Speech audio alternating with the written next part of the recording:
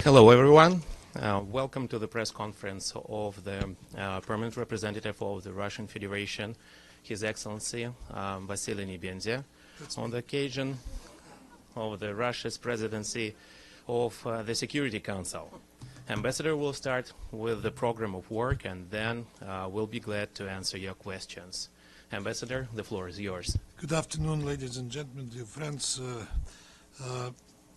We had a presidential breakfast this morning, and about 20 minutes ago we adopted the program for October, and I would like to brief you on what will happen in October under our presidency. The Council's agenda for October is very packed, and it's most of the time the case with other presidencies as well. The reason for it is a mandate cycle, as we call it, the reports of the Secretary General that need to be discussed, and the resolutions on the respective mandates that should be adopted. This October, the UN Security Council will also travel to Addis Ababa to hold annual joint consultative meeting with members of the African Union Peace and Security Council. That's, you know, an alternating event. This time it's the African Union that hosts that meeting. The two councils are expected to discuss the issues of mutual interest related to the regional agenda, and we, as Russia, are honored to be leading the UN Security Council to Addis, together with our co-leads Somalia. We attach particular importance to the meeting with the AU Peace and Security Council and overall engagement with the African Union and African countries, both nationally and in our presidential capacity. As you may have heard, a new department in the Foreign Ministry on partnerships with Africa has been established recently in the Russian Foreign Ministry. This shows our commitment to strengthening even further our ties with African friends, which are historically very close. So clearly the visit to Addis will be the highlight of our presidency. Another two highlights will be our signature events. The first one will be on October 23rd, an open debate on the Middle East. It is a mandated quarterly meeting, but we have plans to elevate its level. The unfolding catastrophe in Gaza will be in the focus of the Council's attention this day, and we expect Deputy Special Coordinator Ramiz Alakbarov to brief the Council. On October 24th, we celebrate the United Nations Day, the 80th anniversary of the day when the UN Charter entered into force. We plan to celebrate it in the Council by an open debate, which will be an opportunity to reaffirm that the United Nations is not a relic of the past, but a unique and indispensable adaptable mechanism for addressing most pressing challenges of the present and the future. The title of the meeting is UN, Looking into the Future. We plan to land the debate around several key issues, such as strict implementation of the principles of the UN Charter in their entirety and interconnectedness, restoring confidence in the organization and long-term vision for the future. We expect the Secretary General to brief the Council. We already see much interest among the Member States for this meeting and hope that it will be an engaging and timely exchange. Another highlight, we will hold an open debate on women, peace and security on October the 6th. As you may know, it is the 25th anniversary of the UN Security Council seminal resolution 1325. Technically speaking, it is a mandated meeting rather than a signature event, but it will definitely be in the limelight since the topic is very relevant. You know how packed is the Security Council chamber when this issue is being discussed. And you should recall, and I would remind those who forgot, that the Soviet Union pioneered the women's agenda more than 100 years ago, promoting equal rights for women, while in the West they had to struggle for another several decades about it. We expect the Secretary General to brief the Council for this open debate. We also plan to invite 2 women civil society briefers to share their experiences on the matter at hand, and we will share their names soon. And I can assure you, you won't be disappointed to hear them. Turning to other mandated meetings, after the UN floating holiday tomorrow, we will start our deliberations on October 3rd with a briefing and consultations on Colombia with the new SRSG there, whom you all know very well, Miroslav Yencha. He will present the Secretary General's report. On October 7th, we have a briefing on cooperation between the UN and the African Union. SRSG Parfait Ananga Anyanga will present the report of the Secretary General. We also expect EU Commissioner for Political Affairs and Peace and Security, Bankole Adeoye, and ASG Marta Pobi to brief the Council. On October 8th, we plan to hold a private meeting on Somalia and Al-Shabaab sanctions. We expect to hear briefings from SRSG James Swan, EU Commission Special Representative El Hadji Diene, as well as from my colleague from Panama, Ambassador Loel Faro de Alba, in his capacity as chair of the 2713 Committee. October 9th will be fully devoted to the Middle East. In the morning, we have consultations on Yemen with Special Envoy Hans Grunberg and OCHA representative as briefers. In the afternoon, the consultations on the United Nations Disengagement Observer Force will take place. On October 10th, we will have consultations on MINURSO, which is Western Sahara, with both personal envoy Staffan de Mistura and SRSG Alexander Ivanko briefing the Council. The week starting from October 13th is mostly reserved for the Council's visit to Addis to hold annual joint consultative meeting with the members of the African Union Peace and Security Council. As I said, they will take place on 16th and 17th of October in Addis. Before that, on October 13th in the morning, we are planning to hold a briefing and consultations on Great Lakes region, where Special Envoy Juan Xia will present SG report. After lunch on the same day, consultations on the implementation of Resolution 1559 on Lebanon are scheduled. On October 14th, a briefing and consultations on UNSMIL, UN support mission in Libya, are scheduled with SRSG Hannah Tete as a briefer. This meeting will be hopefully preceded by adoption of the resolution on Haiti sanctions.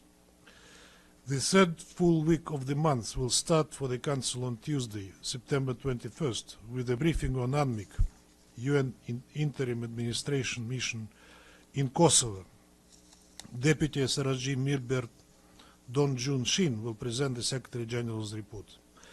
TCC meeting on MINUSCA, which is Central African Republic mission, is scheduled in the afternoon. October 22nd in the morning, we will have a briefing and consultations on political and humanitarian aspects of the situation in Syria with Najat Rojdi, Deputy Special Envoy. The briefing in the afternoon, a briefing and consultations on Haiti will take place, and the new SRSG there, whom you also know very well, Carlos Ruiz Macio, will present the report of the Secretary General. As you may be aware, the week starting on October 27th is the International Law Week. So a traditional private meeting is scheduled on October 29th to hear a briefing by the ICJ President Yuji Iwasawa. No meetings of the Council are scheduled for October 27th, as we intend to use this day for the spillovers of the 2 open debates, namely on the Middle East and the UN anniversary. On October 28th, we will have a briefing and consultations on MINUSCA, which is a UN multi-dimensional integrated stabilization mission on CAR, where SRSG Valentin Rugvabiza will present the Secretary General's report. On October 29th, we tentatively plan the adoption of 2 resolutions on the mandate of MINURSA, which is the mission for the referendum in Western Sahara, and UN VMC, which is the UN verification mission in Colombia. But the actual timeline will, of course, depend on the pen holders. On the last day of our presidency, October 31st, we have scheduled the adoption of the resolution on the authorization of the EUFOR Althea force in Bosnia and Herzegovina, followed by a debate on the same topic. As for the informal wrap-up, the so-called Toledo formula, we are planning to do it on the last day of our presidency, October 31st. As for the working methods, they have remained unchanged for the last 80 years. You know that the Russian presidency is all about following the procedure, enforcing the efficiency, if needed, of course. And we will not hesitate to restore the order in the chamber and demand that delegations respect the decorum. So that's it, dear colleagues. I'm ready for your questions or comments. Thank you, Ambassador. The first question, Valeria Rebecca, please. Thank you so much. Thank you so much, Ambassador, for the press briefing. And on behalf of ANCA, we wish you the best of luck for the busy month ahead. It's Valeria Rebecca from ANSA Newswire. So my question is on Iran. There's nothing on the Council scheduled yet, but do you plan, like, I don't know, informal consultation, or do you see the chance of more, you know, diplomatic discussion on the JCPOA and to avoid the return of the sanction? Thank you so much.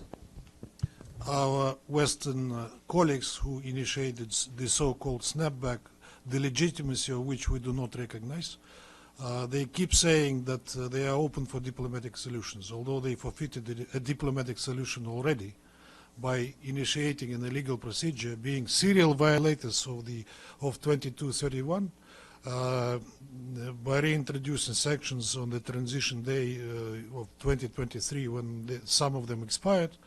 You know that Russia and China offered to extend the time of the resolution 2231 to give diplomacy a chance, which they basically killed. We do not recognize the snapback as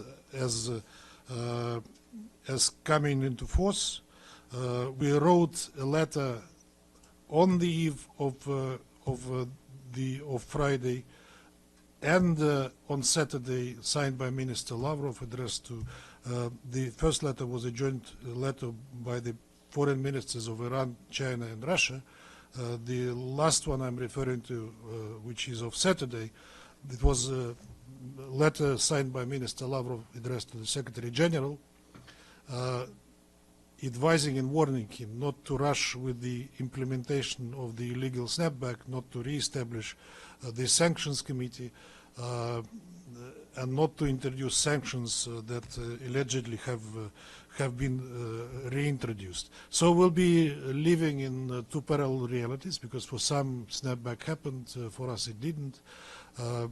That creates a problem. How we will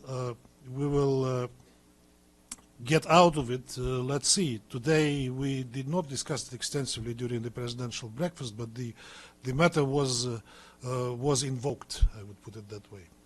We are not, frankly, happy that the Secretary General rushed to implement the resolution, which has obvious legal flaws, which was stressing all the time. Hi, Ambassador Shudachi with China Central Television. First, wish you a successful month. We also noticed that in the program of work, there are no meetings concerning the Ukrainian issue. As the President of Security Council, how are you planning to solve this issue within this month?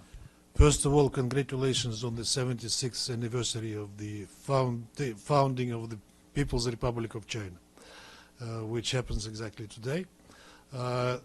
Today at the presidential breakfast, a number of delegations, you guess which, raised the issue, saying that they might be asking for a meeting on Ukraine. We are fair presidency. If that request will come in due form, we will accommodate it, of course.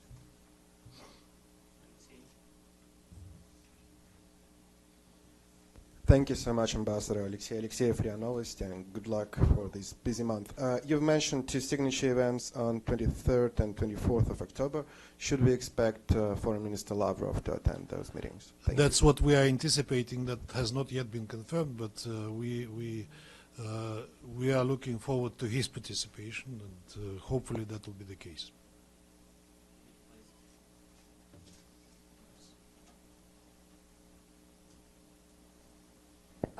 Thank you very much, Mr. President.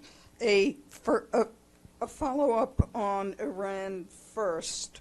Does that mean that Russia will not impose any sanctions or recognize the imposition of sanctions and just keep its current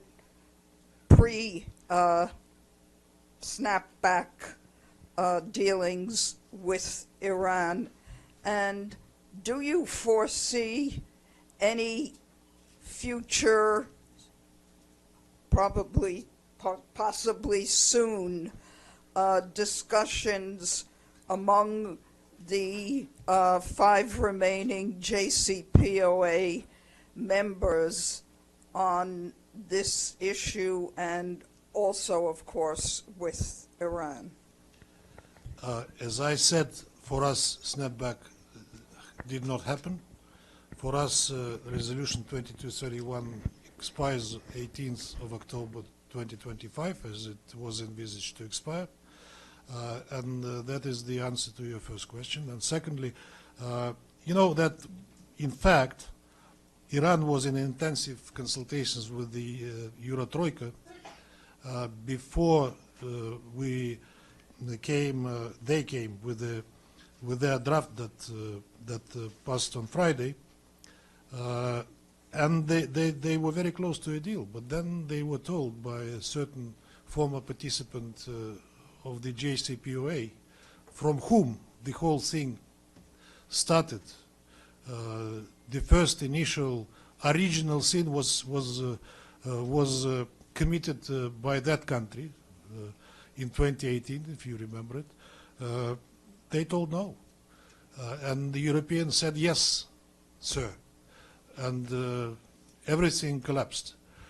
Now they keep saying that we are ready to continue dialogue and look for the political solution, but frankly they demonstrated that they are just cronies and proxies of a country who decides everything. They do not decide it. We are looking forward to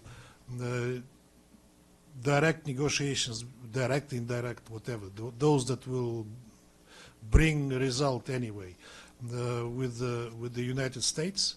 As far as we know, such dialogue is not in effect at this time. What will happen, we don't know, but we were saying that this development is really fraught with a major escalation around Iran, because it opens the door for those countries who want to finish Iran's nuclear program, which they didn't finish on June 12th.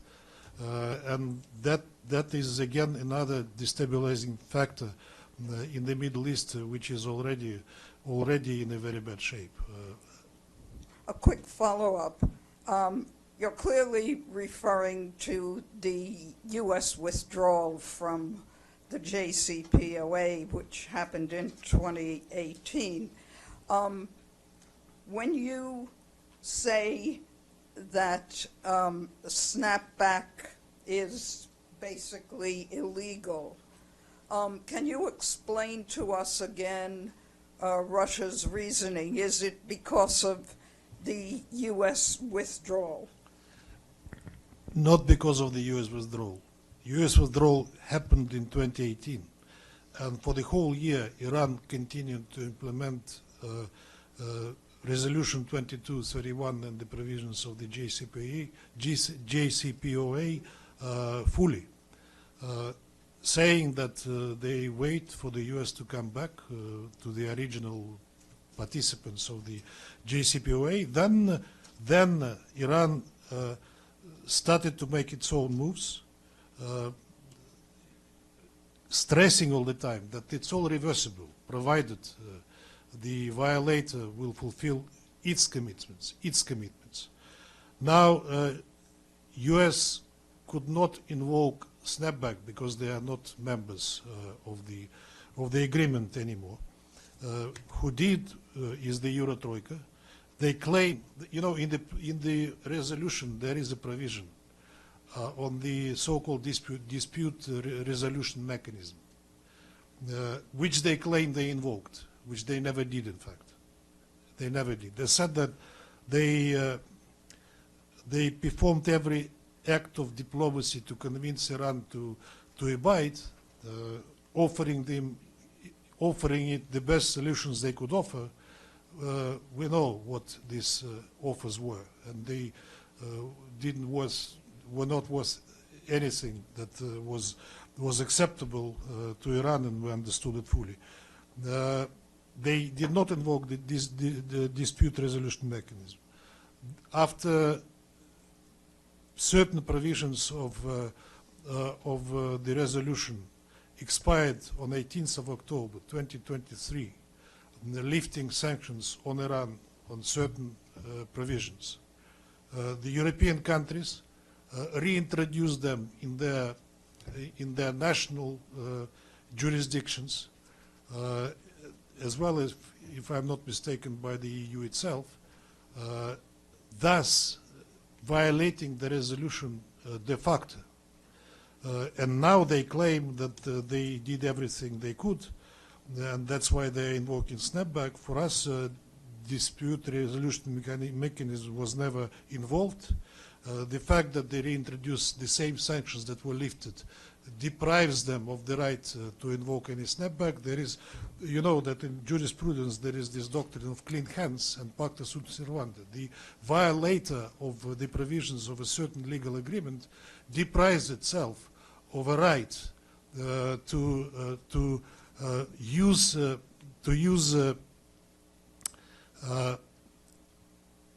mechanisms that are provided for in the document that they're referring to, since they are violating it fully themselves. You asked also whether the idea of the original participants of the JCPOA is somewhere on the horizon. I wouldn't say so. The Euro-Troika is not very much eager to talk in this format, not only with us but with China as well, and that is explicable to us.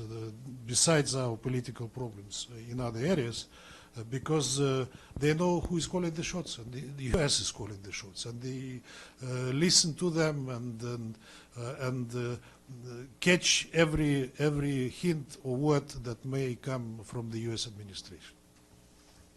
Please. Thank you. Thank you, Ambassador. I echo, this is Gabriel Elizondo from Al Jazeera English. I echo the comments of my colleagues wishing you the best of luck in this busy month ahead. My question is about the selection of the next Secretary General.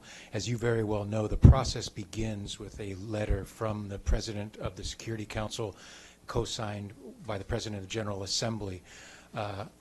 This obviously puts it in your lap should you decide to pursue this month. Is that something that we can expect? And if so, do you have a certain time frame or date picked out that you're thinking about at this point? Thank you. You can expect, yes. Indeed, we are planning to start the process during our presidency.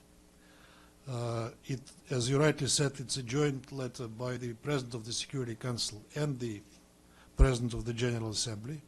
It doesn't mean that the letter will come during our presidency. Last time, when when the Secretary General was elected, that letter, joint letter, came, I think, in the middle of December. Yesterday, I visited PGA to brief her on our presidential program for the Security Council, and I raised that question with her. She is in full agreement. We decided that we'll prepare a zero draft and then discuss it both within the Security Council and with the President of the General Assembly, and we'll come up with a joint draft. initiating the process of selection of the Secretary General. So I hope that by the end of the year, or maybe earlier, we can expect that such letter will find way out. Michelle. Thank you, Ambassador, for the briefing and good luck for the month. Couple more questions on the nuclear issue, but in relation to some different countries. I'm not a nuclear scientist. You have to President Putin offered the US an extension on New START. Have you received a response on that? And if not, are you concerned that you haven't received a response? To my knowledge, nothing official from the US administration yet. I understand they were busy with the high level and other things. I remember the comment by I think the White House press secretary saying that they will study it and will come with a reply. Indeed, President Putin came with an initiative to extend voluntarily the treaty, the strategic one, till February 26, provided the other side also abides by it. But we are still expecting a reaction from the side to which the offer was extended. And then just another quick one on North Korea. The Vice Foreign Minister was here and spoke to the GA on Monday, and he said that denuclearization cannot be discussed. They'll never give up their nuclear program. Does Russia still believe that North Korea should give up its nuclear program and that there should be denuclearization? You should not be asking Russia whether it believes it or not, but what the official DPRK deputy foreign minister said is a reality in which we live, and that is already in their constitution. So, I mean, you may like it or not like it, but this is the reality. And the reality justified by the threats that the DPRK experiences, because it's not just even a security dilemma. They really feel threatened by what is happening around the Korean Peninsula, by the activities, military activities, provocative activities by the Troika, namely U.S., Japan, and the Republic of Korea. So again, this is the reality we are facing. So Russia recognizes a nuclear-armed North Korea? I mean, we don't have to recognize it because it's an open secret. I mean, they are not hiding that. Like some other countries, I will not name them, but you know the names. That they are de facto nuclear powers. Ms. Han, please. Thank you very much, Ambassador. Bisan Abu Quick with Al Jazeera Arabic. I wanted to ask you about the plan that was presented by President Trump this week for Gaza. What is Russia's position on it? And do you anticipate this would be part of a discussion later on this month in the Council? And I have a second question, if you want to answer. I'm pretty sure that will be an issue for discussion in the Security Council, and even before that, before we meet on the Middle East second part of October. You know, Russia from not even day one, day two, was calling for a ceasefire, and we welcome any efforts that would lead to a ceasefire and ending the bloodshed. That continues to happen. We know that some of the Arab countries and the Muslim countries already gave positive response to the plan. There are still issues that need to be clarified, and first and foremost, what the Palestinians and other Arabs around in the region are thinking about that plan. One thing that transpired immediately is that not many Arabs are very happy with the role Tony Blair will play in the whole exercise, because they consider him the warmonger and the guy who ignited the whole region with the Iraqi war. He was, you know, the staunchest supporter of the U.S. invasion. So let's see. We need the reaction first and foremost. But if the bloodshed finishes and the ceasefire finally comes into force, we would only be happy, because too many lives have been really wasted, lost, killed, you know. And just one more on the global flotilla. They're actually news now that they are on high alert because they're reaching the flotilla. The flotilla, the flotilla. We've heard calls to protect them. There seems that there's news now that they are being intercepted or close to being intercepted. If you have any position on that. Look, I heard that a number of leaders called on the flotilla not to rush with their plans, so to say, not to provoke,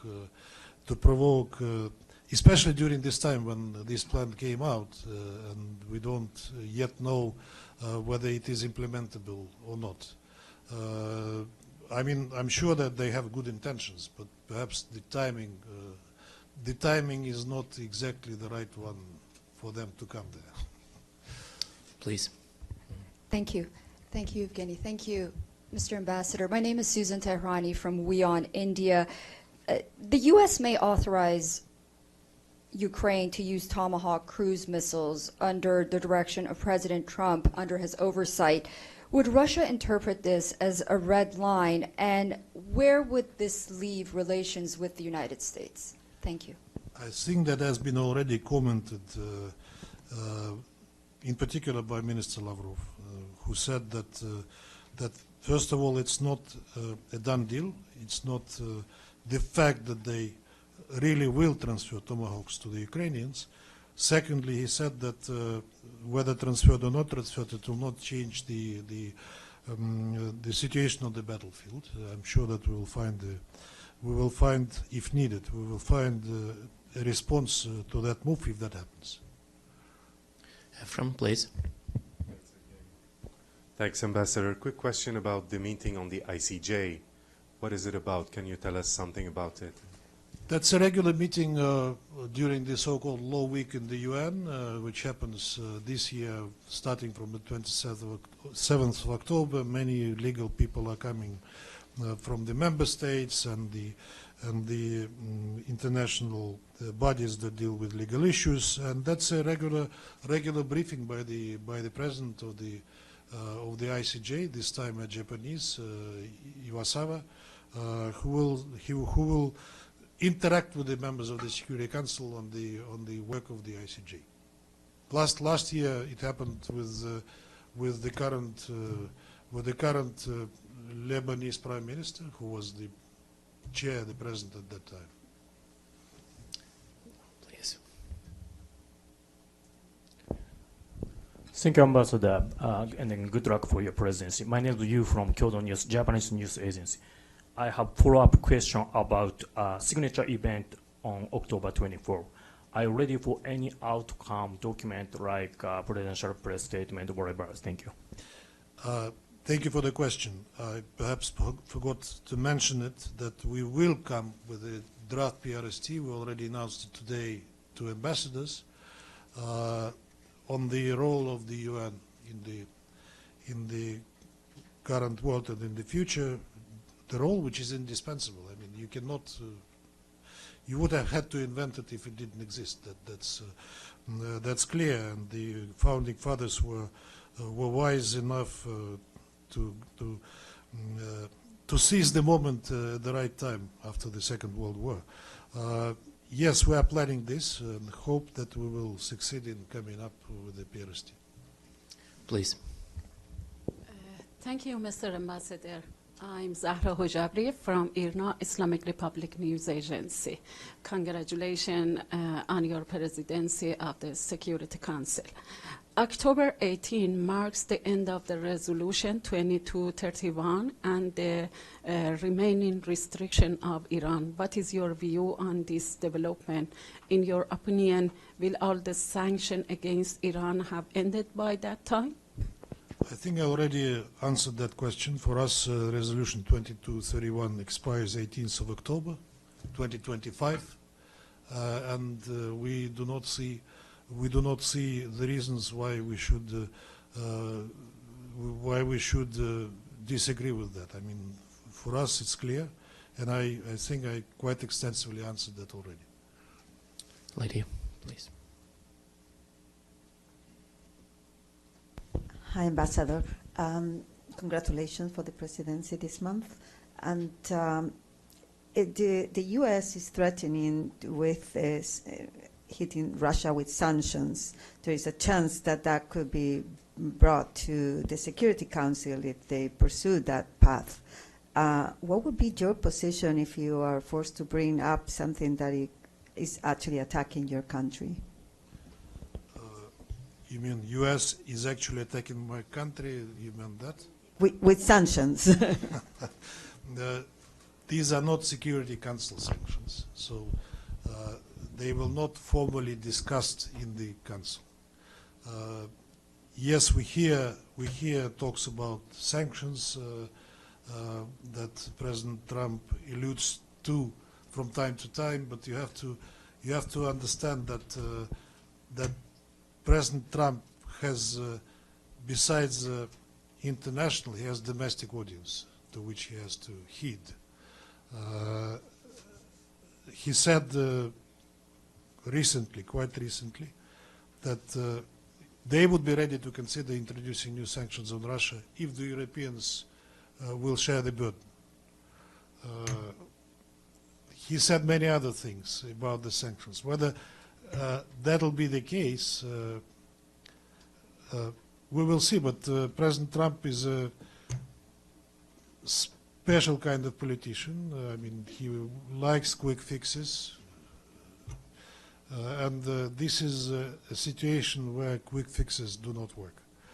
So I don't know what will happen to the sanctions, but we've seen them so many that I will not be surprised to see new ones. We already adapted to the old ones, and we live in them for 2.5 years. If something like that happens, I think we'll find a way how to deal with them. Because I understand that they couldn't be UN sanctions since Russia would veto them at the Security Council. They cannot be UN sanctions. Exactly, they couldn't be that kind. But it could be a debate about them. To sanction us, frankly. But there could be a debate about them. There could be a debate, right? A debate can be about anything in the Security Council. I mean, we cannot prevent a debate because the Council is established for debates, but it also is established for maintaining international peace and security, which unfortunately he doesn't live up to in recent years very often. Please. Thank you, Ambassador. Stefano Vaccara, Ital Press, La Voce di New York. Your foreign minister a few days ago said that actually with President Trump, Russia is able to work better, much better than before. So my question, one question, then I have another one, is the same thing for you with Ambassador Valls that just came, Mike Valls, the new ambassador? Do you think he's easier? I mean, did you have an approach already with him? What do you think about him? I had a courtesy call from Ambassador Waltz yesterday. We had a very good conversation. We pledged to work together. As you know, when Lavrov met Rubio and Waltz in Riyadh, Marco Rubio said to him, look, we are two nuclear powers with the ability to destroy each other 10 times or more. And of course, not all we see many things differently, and we have to recognize it. But it's stupid not to talk even about the differences. And there are areas where we can work together, and we will be gladly doing that if our positions coincide. Same I can apply to our cooperation with the U.S. here in the United Nations. You may not notice it. You may see differences more often than agreements which do not become public that we have with the U.S.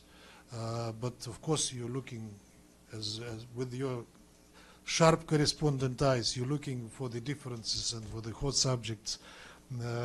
But we had a very good meeting, and I hope that will be the case during his stay here.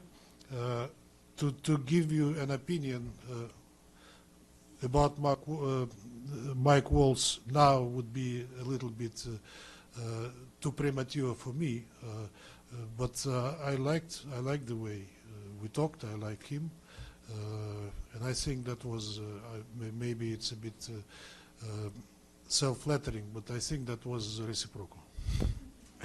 Good. And then it's about the role of the UN. You just say that, you know, Russia thinks it's indispensable, but this last week we heard a lot of very important leaders that didn't think like this. First, President Trump, in the assembly, he said how he didn't basically had any help by the UN. And I think he was referring to Middle East, but maybe also on the situation with Ukraine and Russia. So at the same time, the foreign minister of Italy here in this building told us, journalists, that the UN didn't help to prevent the war between Russia and Ukraine because, for example, if I had only sent Silvio Berlusconi to his friend, President Putin, Berlusconi would have prevented the war. So my question is, what do you think about this? What President Trump said about the UN? What Foreign Minister Tajani said about the UN? And if you think what the UN really has to do, and especially this leadership, the leadership of this Secretary General, what should do to help President Trump, whoever wants peace between Russia and Ukraine, what should do that didn't do yet?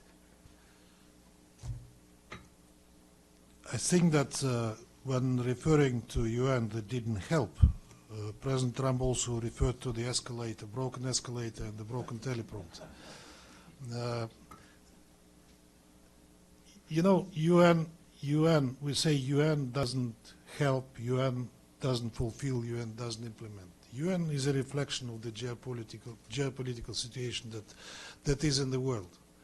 And it is, you know, to blame UN for it, and what kind of UN we mean? Secretariat? For me, UN is a sum of its member states, first and foremost. Of course, Secretariat plays sometimes an important and often too independent role in the United Nations. But UN are member states, and if member states cannot agree on anything, it is unfair to blame UN for it. Margaret Thatcher said once that if you want to blame UN, go and look into the mirror, because it's about you. You have to blame yourself, first of all, and those you cannot make deals with. Coming back to the previous question, which is related, I think President Trump is the first of the world leaders who said a thing that we've been saying time and again about the root causes of the conflict. He referred to the NATO expansion, which he said should have never happened. He was saying it is not my war, it's Biden's war. What Europeans are trying to do now, they are trying to make him participate in the Biden's war, and we see it clearly and vividly.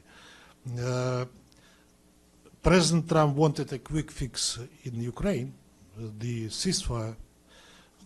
We've seen ceasefires before. We've seen ceasefires under Minsk agreements. We saw how they were violated the first day they were concluded, which finally led to what is happening today. But again, Trump was the first world leader who said that NATO expansion was one of the reasons why the whole thing started. Yes, he does not, perhaps did not understand very well the root causes besides NATO expansion, because there are issues that were not clear to him. For example, Minister Lavrov was telling me, who was present in Anchorage during the conversation, when President Putin said to President Trump that the Ukrainian Orthodox Church, the canonical one, not the one that they tried to install instead of it, but the canonical one, was banned in Ukraine, President Trump couldn't believe it. He was asking like 5 times, is it true? Is it true? And that is true. That the Russian language that is a spoken language, not just for the half of Ukraine. Guess what language say Zelensky speaks with his closed ones at home and in the office when nobody hears him. You think Ukrainian? You are wrong. There are things that skip the minds of those who look at that conflict very superficially.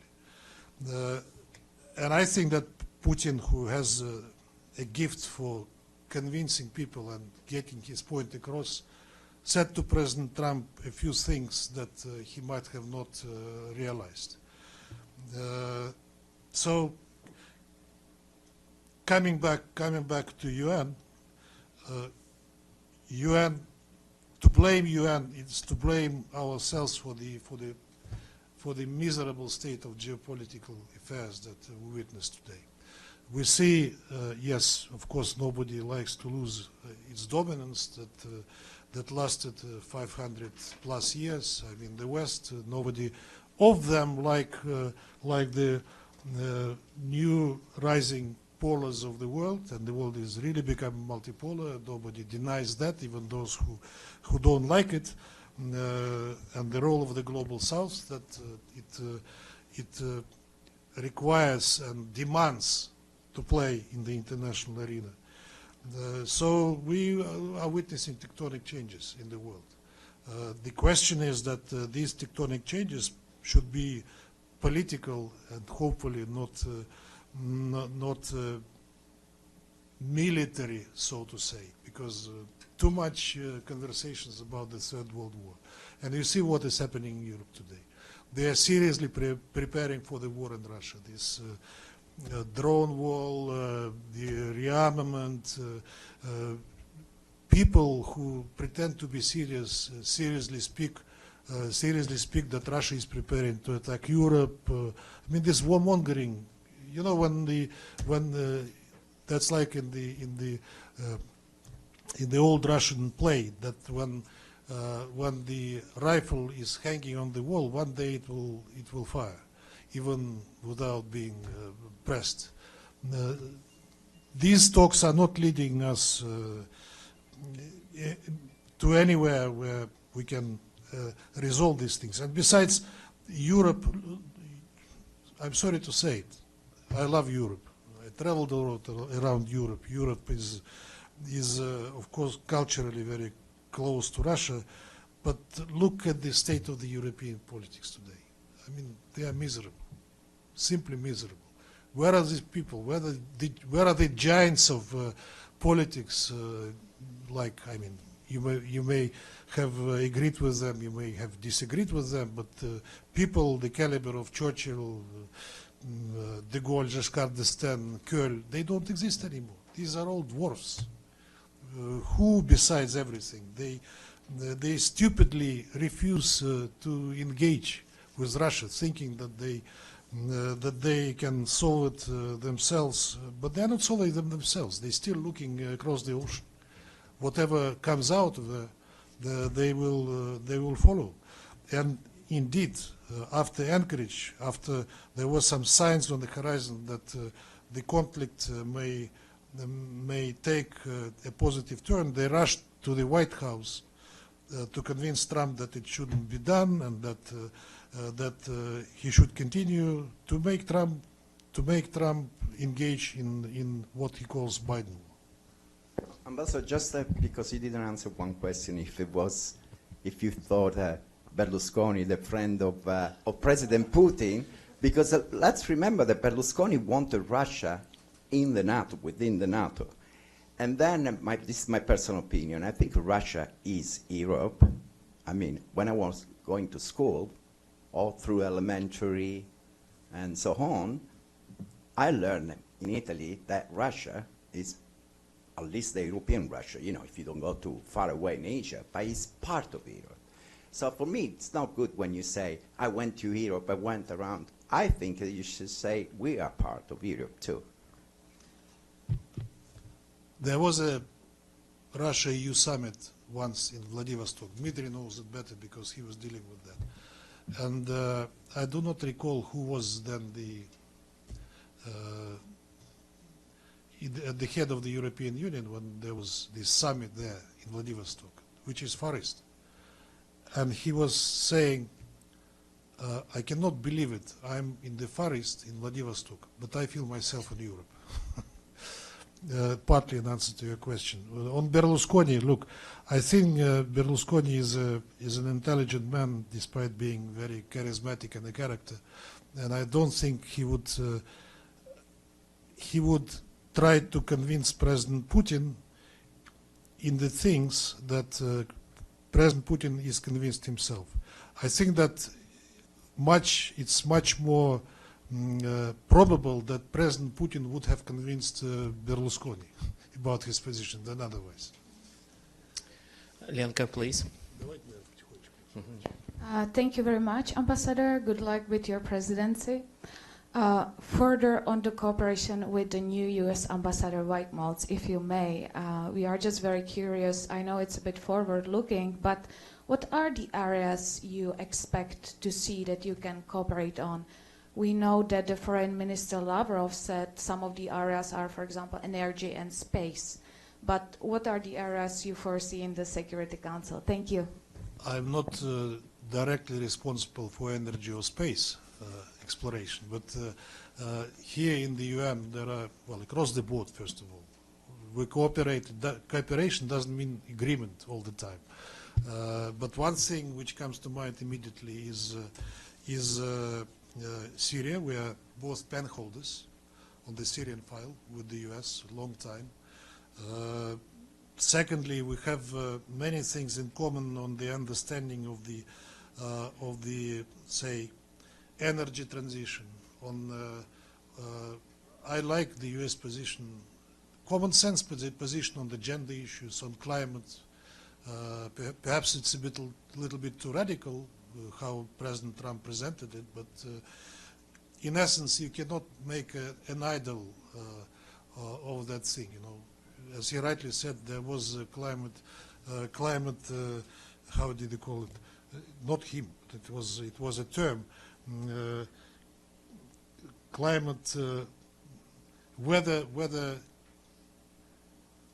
I forgot the name, but I mean, even the term climate change appeared. Sorry. He did call it a scam, but I'm not talking about the scam. I say that even the term climate change surfaced quite recently in the discussions. There are many things that Americans are taking very common sense wise, and that is something that we can always cooperate with them on. In the Security Council, again, I mean, one thing where we differ with them in the Council, and not just us, but I think the rest of the Council, is the situation in Gaza, of course, and in the Middle East, how they see it. Let's see what will happen out of the recent President Trump's plan on Gaza. Hopefully, it will work. But before that, you know that they vetoed resolutions on Gaza, which were humanitarian, which called for what they always insisted on the release of the hostages, etc. They still vetoed it. Perhaps, hopefully, President Trump's plan will make a difference. There are other issues which, in fact, all the issues in the Security Council we discuss with the Americans. They cannot avoid it. We cannot avoid it. So cooperation is across the board. The question is not on all the questions we come to an agreement. Thank you very much for coming, and thank you for all the questions.